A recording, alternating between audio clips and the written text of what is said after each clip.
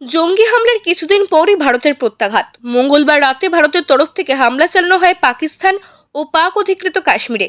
এই ঘটনায় প্রায় 100 জন জঙ্গির মৃত্যু হয়েছে বলে সেনা সূত্রে জানা গিয়েছে। বুধবার সকাল থেকেই গোটা ভারতবর্ষ জুড়ে এই খবর ছড়িয়ে পড়তেই উল্লাসে মেতে ওঠেন দেশের মানুষ। সেই মতো পানাগড় বাজারেও জাতীয় পতাকা হাতে নিয়ে র্যালি করেন এলাকার মানুষজন। এছাড়াও পানাগড়ের বায়ুসেনার ছাউনির সামনে গিয়ে ধন্যবাদ জ্ঞাপন করেন পানাগড়ের এলাকাবাসীরা। সবশেষে মিষ্টিমুখ ও বাজি ফাটিয়ে উল্লাস করে এলাকাবাসীরা। এ বিষয়ে তারা জানান, পাকিস্তান আমাদের ছেলে, ওকে বলবো ছেলে মতো থাকুক, আমরা ইন্ডিয়ার বাবা আছে। মা বোনেদের সিঁদুর মুছিয়েছিল তারা, বদলা নিয়েছে ভারতীয় সেনা।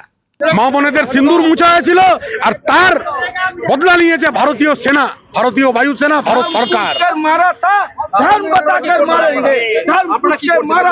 আমরা আজকে উল্লাস করছি। উল্লাস বলতে এটাও কান্নার উল্লাস, কোনো মৃত্যু কাম্য নয়, কিন্তু যারা আর একদম সিঁদুর মুছেছিল মায়েদের, আর তাদের বদলা নিয়েছে ভারত সরকার। পাকিস্তানের উপর ভারতের হামলায় খুশি হয়েছে দেশের মানুষ।